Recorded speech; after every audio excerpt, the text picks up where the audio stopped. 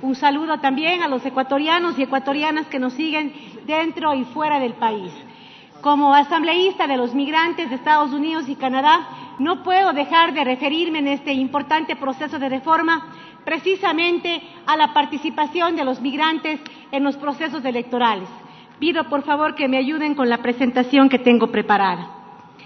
Hemos propuesto desde que inició este debate en la Asamblea, es decir, en el 2017, varias propuestas. Y veo con beneplácito el hecho de que otros legisladores que representamos a los migrantes también hayamos hecho aportes sobre el tema en estas jornadas de debate. Voy a hablar puntualmente de algunas observaciones. Por ejemplo, cuando nosotros los migrantes vamos a votar, tenemos varios problemas. Un migrante ha tomado un tren, un bus para llegar a votar y resulta que llega al recinto electoral con su identificación consular y no le permiten votar. ¿Por qué? Porque de acuerdo a la ley solamente se puede votar con la cédula o el pasaporte. Y creo que esta reforma demuestra el poco conocimiento que existía del tema migratorio cuando se procesó la reforma. Porque en efecto, si bien aquí el ID o la identificación consular no es un documento que se usa, los ecuatorianos que vivimos en el exterior, sobre todo aquellos que hemos vivido de manera irregular, sabemos la importancia de tener una identificación del país de donde vinimos que nos permita transitar libremente. Es decir, la identificación consular es un documento de identidad en el país de residencia, pero en el momento que queremos ejercer nuestro derecho al voto, resulta que nuestro gobierno, el gobierno que emite este documento de identidad, no lo acepta como tal. Por eso es importante que en este proceso de reforma se permita entonces dejar con claridad que para los ecuatorianos en el exterior el documento habilitante para votar sea su cédula, su pasaporte o su identificación consular. También noté que en el informe para segundo debate se establece que estos documentos tienen que estar vigentes. Y ahí también hacerles una reflexión. Muchos migrantes a veces votan con el pasaporte y a veces está expirado. Hasta ahora han podido usar ese documento de identidad aunque esté caducado. Por tal motivo creemos que la reforma que se planteó en el informe de segundo debate debe ser corregida con la finalidad de dar flexibilidad, sobre todo en el exterior. Aquí de pronto se usa la cédula, pero los que vivimos fuera sabemos que necesitamos el pasaporte y a veces lastimosamente no hay la precaución para prepararse para el día de votar. Si el migrante quiere votar ese día y se da cuenta que su pasaporte está expirado, a lo mejor entonces le va a pasar lo mismo. No va a poder votar pese a haber hecho el esfuerzo de llegar. Nótese que en el exterior el voto es facultativo, es decir, no es mandatorio. Nuestros migrantes hacen un esfuerzo patriótico para llegar a dar su voz sobre los destinos del Ecuador y creo que debemos nosotros como representantes pues apoyar para que se flexibilicen estos requisitos. También en el cambio de domicilio electoral, el padrón electoral o registro electoral también. Es importante que la facultad quede claramente definida para la autoridad electoral. ¿Qué es lo que ha pasado ahora? Que si bien todos sabemos que aquí el responsable del tema electoral es el Consejo Nacional Electoral, en el Ecuador, en el exterior, al ser los consulados los que asumen esta competencia, hemos visto que no hay un empoderamiento profundo ni de los consulados ni del Consejo Nacional Electoral en el fortalecimiento del registro electoral. Por eso entonces estamos nosotros promoviendo que en la norma quede claro la competencia, que es competencia del Consejo Nacional Electoral y que los consulados deben promover, deben coordinar este acceso al registro electoral en sus diferentes territorios. También en el tema de promoción y difusión, nosotros tenemos un problema de ausencia en los procesos electorales y a veces nos sorprendemos y no necesariamente significa que el migrante no quiera participar. Lo que pasa es que a veces no se difunde. Aquí el día de votación es un día domingo donde todo el país sabe que es un día de votación.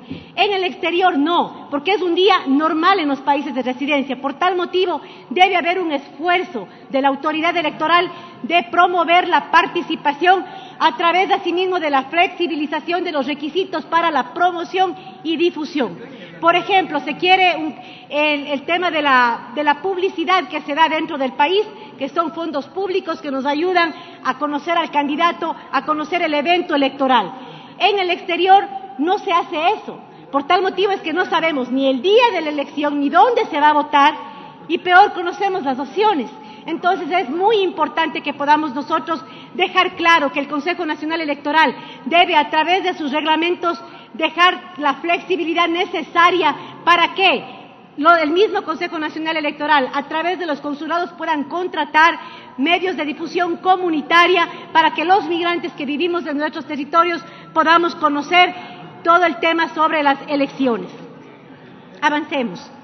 Asimismo, hablando de la flexibilidad y por todo lo que ya les he planteado, abrir el recinto electoral a las 7 de la mañana en Estados Unidos en invierno implica que la gente tiene que salir desde las 4, 3 de la mañana para poder llegar tipo 6 de la mañana, 5:30 para poder instalar el recinto y la mesa, y a las 7 de la mañana iniciar el proceso, y a las 5 de la tarde ya se cierra. Eso asimismo es desconocer la realidad del exterior. Nosotros no pedimos que se nos extiendan las horas de votación.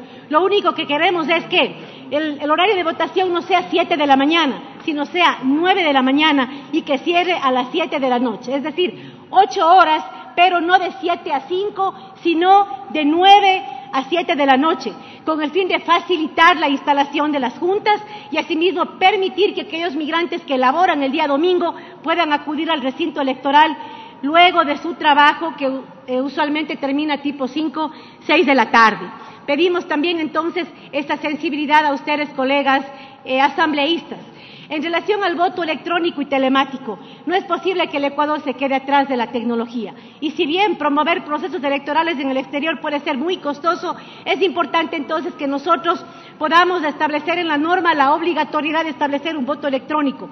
No para este proceso que está muy cerca, pero sí al posterior, de tal manera que nuestros migrantes puedan acceder al voto sin que signifique un costo fuerte para el Estado, sino que a través de estos medios electrónicos y telemáticos pueda facilitarse el derecho al voto. Y asimismo también establecer en esta norma el rol de los delegados en el exterior. Necesitamos delegados.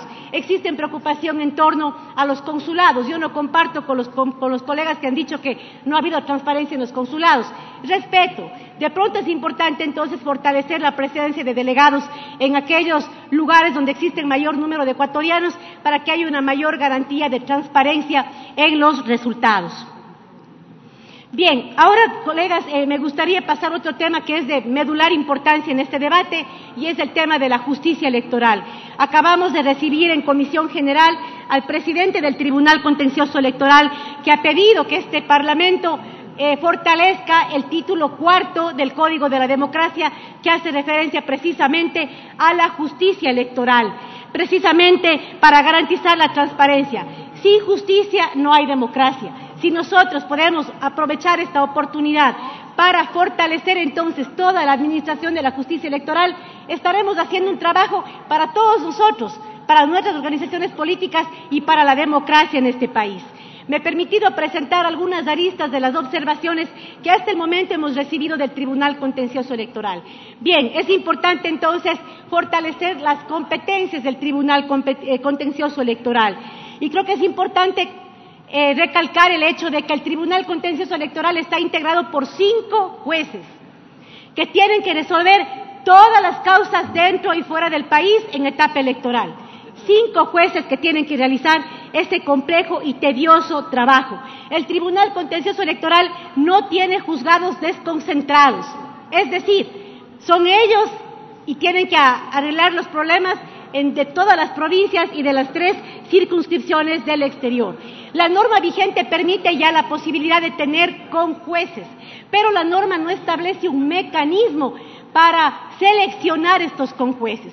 Por eso es importante que la norma entonces establezca parámetros que nos permitan determinar méritos, un tema de transparencia con el fin de que los conjueces no sean personas puestas a dedo, sino que puedan ser seleccionadas a través de un proceso transparente, un proceso que garantice meritocracia, de tal manera que pueda haber un banco de elegibles, para que en casos de acumulación de causas o de recusación de jueces podamos acudir a ese banco de elegibles para evacuar las causas que puedan estar acumuladas. De igual manera, la ley debe incluir principios básicos como oralidad, contrastación y mediación para la valoración de la prueba. Eso es importante entonces fortalecer dentro del eje de competencias del Tribunal Contencioso Electoral. Si nosotros incluimos estos principios básicos en la norma, creo que le damos al Tribunal Contencioso Electoral herramientas para que puedan actuar de manera ágil, pero sobre todo que genere la confianza que requiere este proceso de administración de justicia electoral.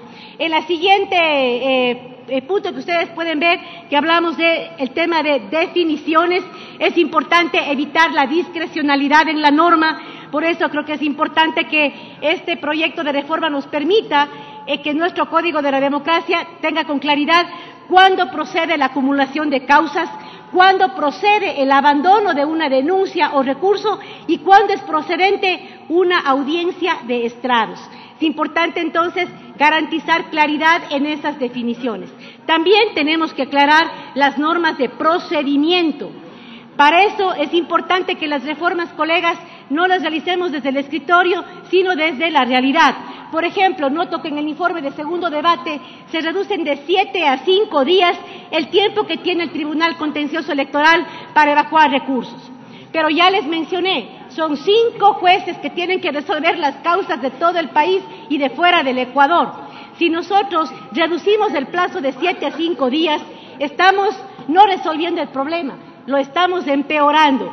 Por tal motivo es importante acoger la sugerencia del Tribunal Contencioso Electoral de darles los tiempos necesarios para que puedan garantizar el debido proceso, como por ejemplo dejar claro que sean 15 días una vez que sea admitido el trámite para que puedan tener el tiempo suficiente para garantizar el debido proceso.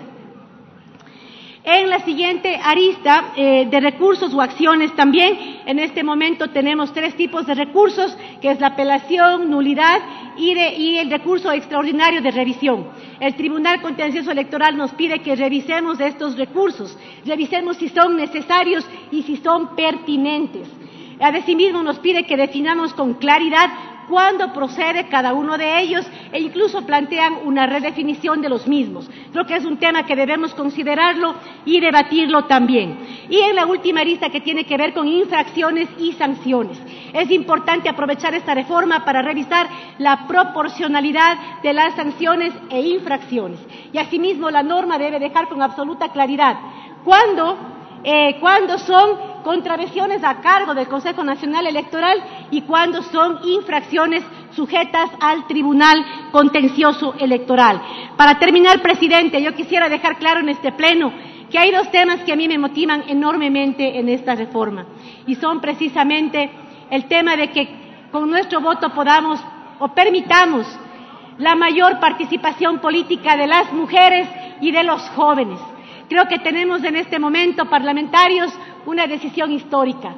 Si en esta reforma nosotros podemos fortalecer la participación de la mujer y si podemos fortalecer la participación de los jóvenes, permitiríamos también una renovación de la política que es tan necesaria en la coyuntura actual, que es evidente. Así es que les invito a que continuemos el debate. Gracias, presidente, queridos colegas. Era la intervención de la asambleísta Jimena Peña, quien representa a los migrantes.